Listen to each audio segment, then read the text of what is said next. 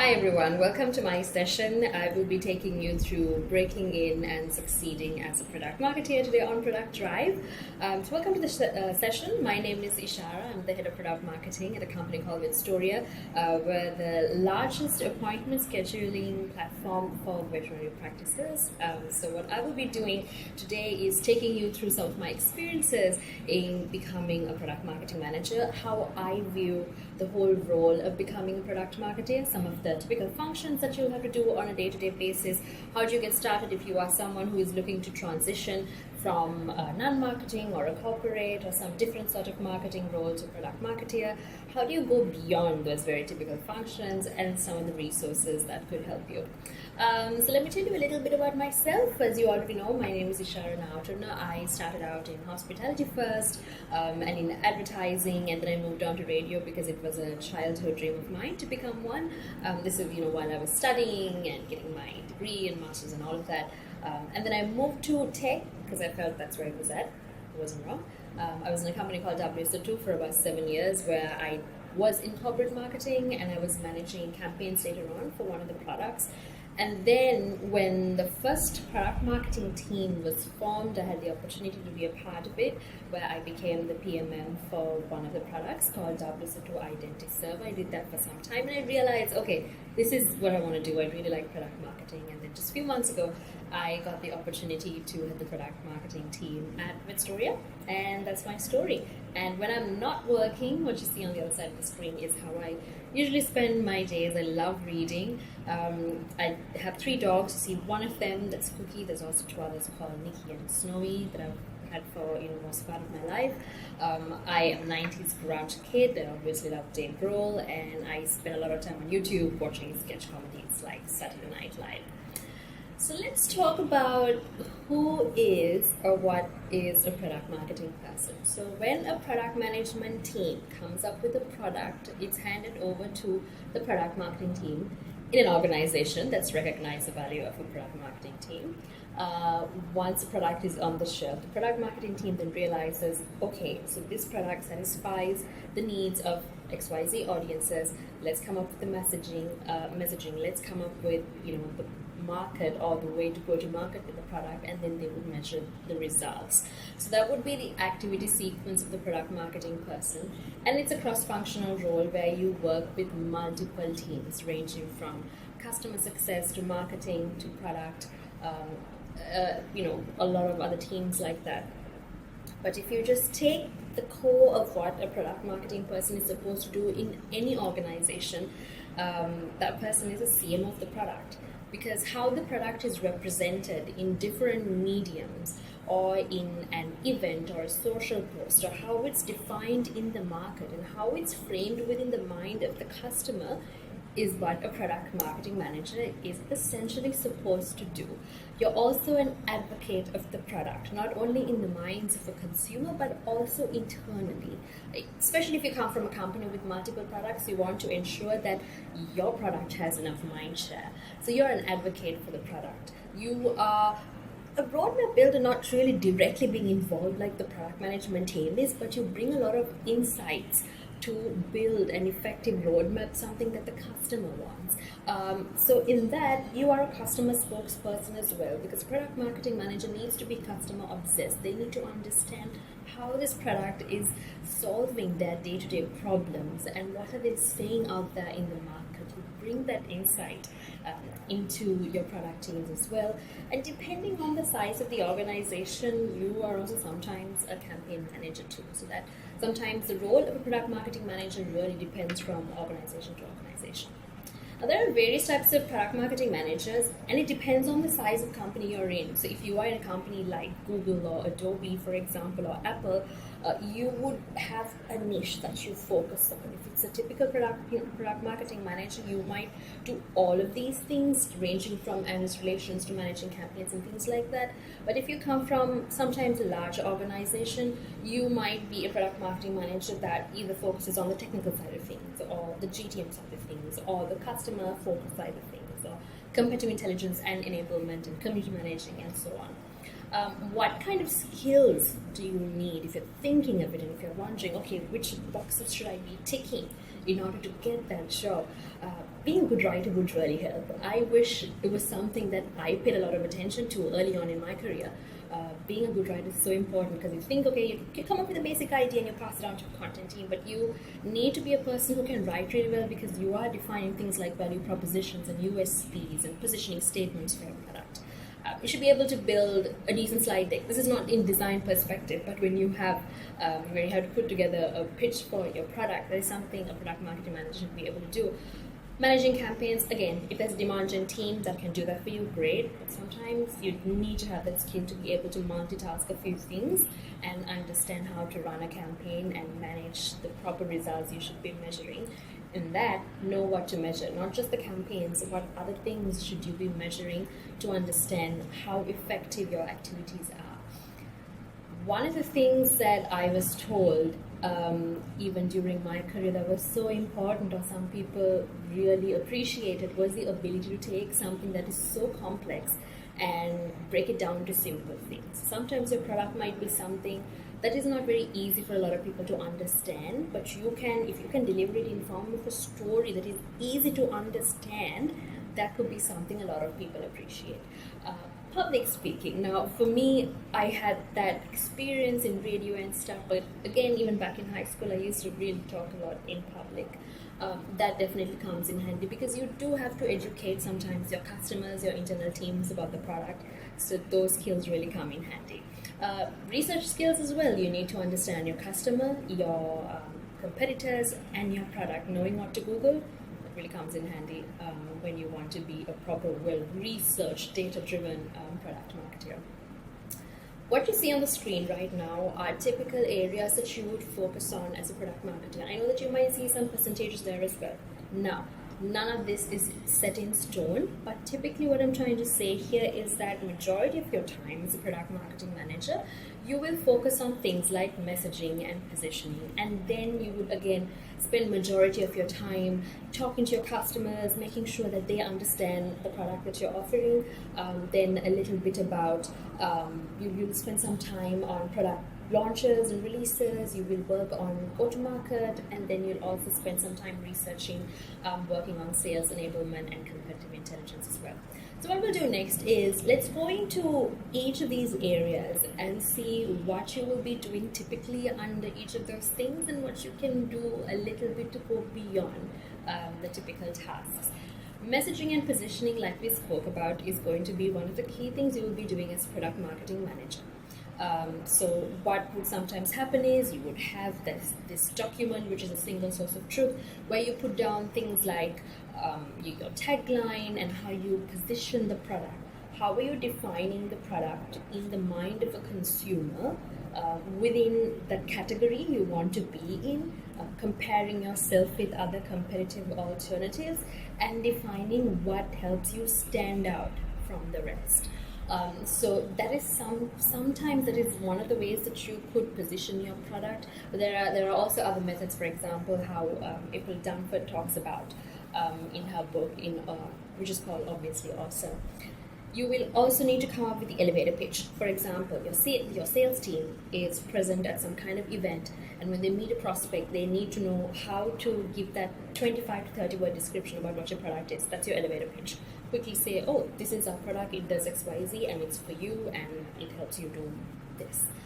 So those elevator pitches, helping define those things, is something that a product marketing manager would do. You would come up with what helps to understand what helps your product stand out from the rest, like the USPs and differentiators, and value propositions, like the benefits of your product. How is your product helping to solve the problems of your consumer? That's one of the key things that should be coming out in your messaging and positioning.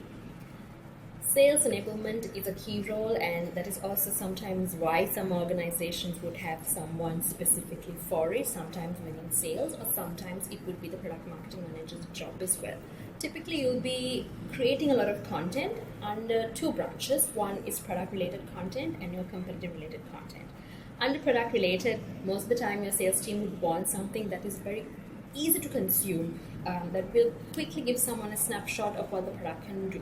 So that would come in the form of demos or a pitch deck, some brochures, messaging maps, or objection handling docs and things like that. Then there are competitor-related docs where you would have to show battle cards and comparisons, simply showing, okay, this is why we're better than XYZ. What will really help you in this journey is to do a little sense check with your sales team every once in a while to understand if the documents and the collateral that you're providing, whatever that you have right now, is it helpful? What would they find more helpful than what you offered? What are they looking for in terms of comparisons? Which competitor are they hearing about the most? Sometimes asking these questions to understand what your sales team wants will help you provide the sort of document they need so they can sell it. Even understanding the format that works for them. You might spend time creating a long brochure when all they wanted was a quick video, which is something that I've learned as well.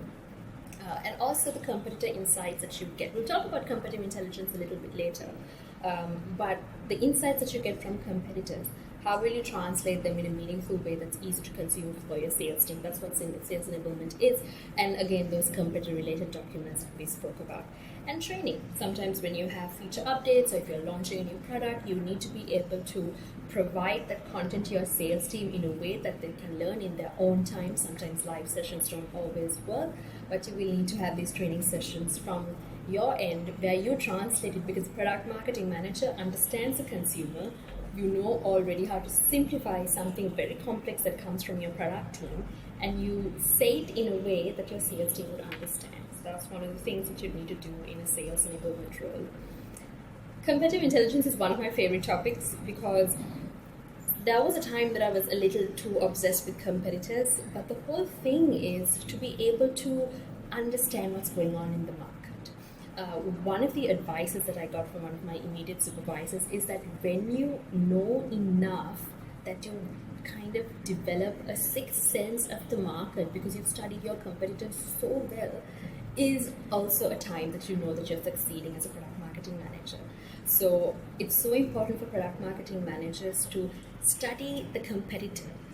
If it helps you to have a Google alert of your competitors, read what other users are saying about their product on review sites, what sort of content are they putting up on their website, what are they talking about on their podcast. It's a good thing to know these things because your competitor also has studied your audience. They're sort of on the job for you as well. So it's good to look at those things and study your competitor just to be aware of what they're doing.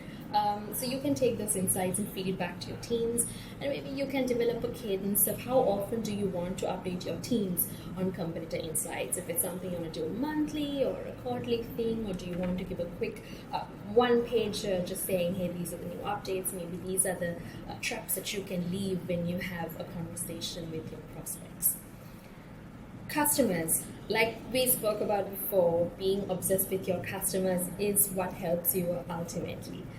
Once you know, how, because that's what helps you to define how your product should be, carved in the mind of prospects and customers. So typically you will be doing things like newsletters and webinars. You will do customer advisory boards with your best 7 to 10 customers to see if they like the features and to get an understanding of what are good features to add on your roadmap. You do activities like upselling and cross-selling, and also how you can go beyond this other than the Net Promoter Score surveys that you run. You can always run surveys with your customers, checking what sort of features they like, what they wish you offered, what's the best way for them to consume content, what are they hearing about others just in case another competitor is lurking around them, what are they offering, what is that messaging like. It's always good to have that kind of relationship with customers because it helps you at the end of the day to be better at your own messaging, because the customer is the one who uses your product and they can tell you how they are making the most out of it. So it's good to have that relationship with them. You can also go beyond by teaming up with your customer success teams, onboarding teams. It's something that we very actively do at Vetstoria.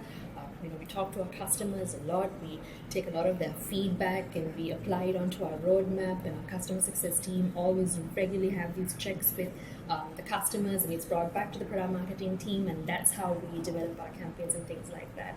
You'll also see here validating personas. So I know that coming up with user persona sometimes can be a very tricky topic because it looks like it's a bunch of assumptions that we are trying to base a lot of our activities on. But when you have these relationships with your customers, you can always go back to the persona that you built and see, oh, so is that correct?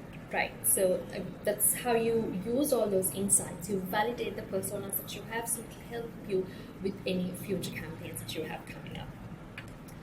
Whenever you have new feature updates, sometimes in some companies, releases happen every 2 weeks, sometimes on a monthly basis, sometimes on a quarterly basis, sometimes new products will be released as well.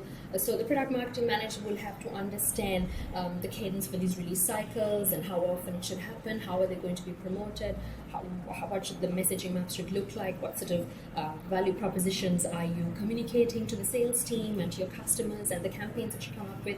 This would also be one of the key activities for product marketing managers as well. And then go to market. Everything that we spoke about so far, understanding the personas with the customer insights, the messaging that you provide, all the campaigns that you do, the whole component of pricing, bringing that everything together, sometimes with the help of demand gen teams or sometimes with your own.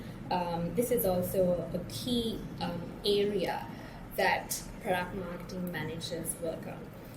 So now we've gone through how we define a product marketing manager. Let's see how you can get started as one. So if you are in a non-marketing role also, and if you're wondering how you can get started, you can do this by studying the market audience and research, studying the market and do audience research about your existing customers.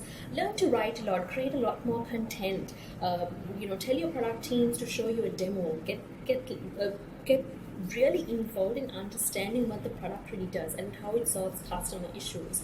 Speak to other product marketing managers in your organization, outside of your organization, to learn what their experience is like and get experience managing campaigns. Those are some of the things that will help you build that foundation to become a product marketing manager. And if you see the opportunity, just go ahead and apply, because understanding customers, knowing what to say about your product, building those relationships, those are some of the key things that will help you as a product marketing manager. Now, if you get the job, what can you do then? So on the first 30 days, I definitely recommend listing out the goals that you want to be achieving. Start talking to customers, even if you can't listen into calls. Get to know your stakeholders. Creating alignment should be one of your favorite things to do, and building relationships. That's what being a successful product marketer looks like, building really good relationships. So understand what the other teams of your company needs to do, and see how you can add value and help them out. Study your competitors, like we said, and nail some quick wins in your first month. You can maybe create a campaign plan, research the market, and provide a report, do a product demo in the first month if you can. And then the next 30 days, you will keep interviewing your customers, you will do a content audit. Again, you can execute on that campaign plan you planned before. You keep learning the product. You maybe set up an activity based on the stakeholder goals that you've been discussing. Maybe build a sales enablement doc or two. Maybe you can provide a competitive summary from what you know already. And then in the next 30 days, or your first quarter of your journey as a product marketing manager, then you ensure you keep talking to customers, study your competitors, maybe work with the analytics team to set up metrics dashboard, and you can again nail more quick wins for the next 30 days once again, where you start mapping the personas, you draft a PMM strategy if you are someone who is heading the product marketing team, and maybe deliver on some of those stakeholder goals, so that way you're helping out and showing how you can add value to other teams. How can you go beyond with those things? One of the key things that's very difficult for a product marketing manager sometimes is to show how you're bringing results, because you're doing a lot of activities. How do you convert into something that you can measure? So see how you can tie your goals or your activities to a revenue goals.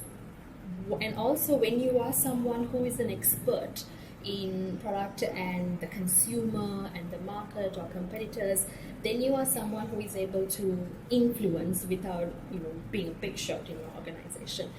Being able to tell stories where you can translate customer pain points and how your product solves it is one of the key things for you. Build credibility with your sales team by providing them the right information and doing more regular updates. Be an expert of the product and the customer, like we spoke about before, and add value to other stakeholders. These are some of the ways that you can go beyond. So once you do all of those things, how do you know you've done a good job? So there are two ways you can do this. One is your personal success. How do you measure success for yourself? One is that when you get more involved in other calls and meetings, this doesn't mean that your calendar is mindlessly blocked, but when you know that you have street cred pretty much for someone who brings a lot of value to the team with the work you do, that's when you know you're successful. And also when you come up with certain templates and playbooks for the rest of the team, and if they are being referred to a lot, again, that's where you've become more successful. And from the product's angle, how do you measure the product success? One is feature adoption, or maybe things like demos, or free trials, or downloads, ARR and MRR, win-loss rates, metrics that you set down for your campaigns. And if you do have a community that you're building for your product, how do you see the growth of it? Maybe qualitative and both quantitative terms as well. Let's talk about training and development for you as a product marketing manager. Now, not everyone is fortunate to have a supervisor who would say, let's sit down and talk about your 5-year plan. They're not supposed to do that for you. If they do that, you're in a great place. But product marketing managers, or you in general, we have to be responsible for our own growth. And if you do know where you want to be, chances are your immediate supervisor would be happy to help you out with that journey. So one of the advices that I got was to build a brand for myself outside of work, because it's so easy to get bogged down with the many responsibilities and things that you're tasked with. And the advice that I got was, if you'd like to write, if you'd like to talk and give talks like this one, go ahead and do that. And that really helps, because otherwise it's just always your work. Which is great, but this is also an opportunity for you to give back. And one of the ways that I do is I launched a YouTube channel a few months back called Spill the Marketing Beans, where I talk to other experts.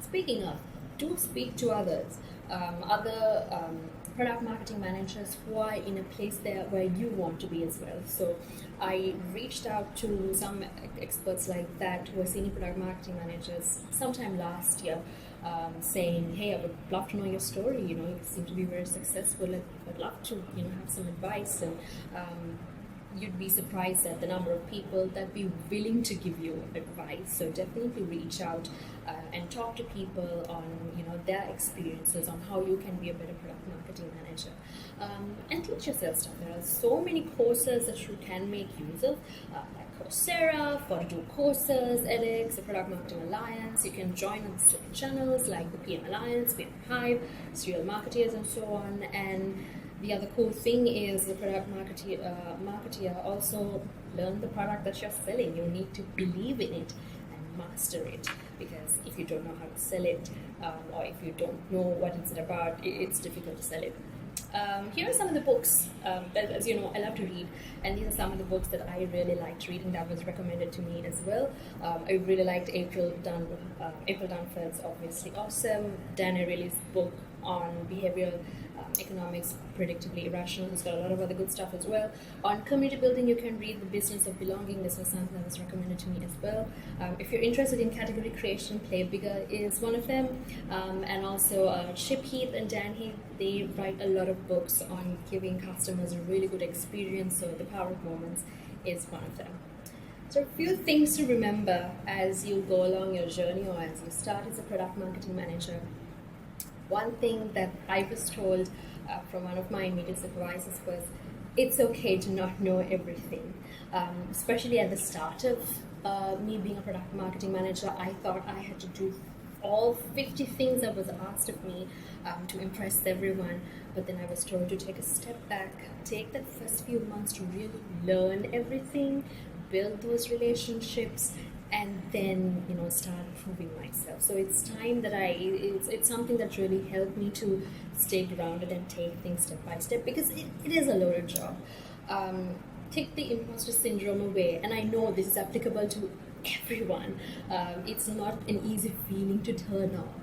So another PM leader that again used to be an immediate supervisor told me, when I did have a candid conversation with him and told him, I feel like a fraud sometimes. And he said, it's a feeling that all of us do get every once in a while, but whenever you feel that you're falling short, you're not good at something, write it down, make it a point to learn it. How was that? Set goals that you agree with your supervisor. A lot of the times, the moments where our stress comes from is the work that you're afraid that you don't know you'll be able to do. So it's good to come into an agreement with your immediate supervisor on the goals and things that you can achieve for a particular time. Learn to say no. Again, one of the things that's very hard for me, but I've learned to say, when you do have a lot of things piling on, to say, I'm working on APC, but if you want XYZ, I might have to prioritize it. Does that work for you? It works sometimes. Spend time creating for yourself. Read, blog, talk to other people, and publish your work, because sharing that knowledge, writing, gives you clarity. Definitely take time to create for yourself. And create a support group or a team of cheerleaders if you have to. It could be your friends and family, or it could be people that you've met either at work or in one of those communities as well.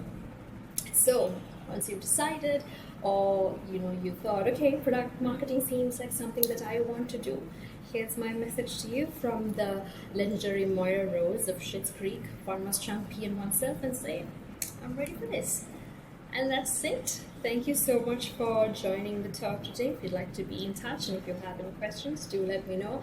But nevertheless, have a good day and enjoy the rest of Product Drive.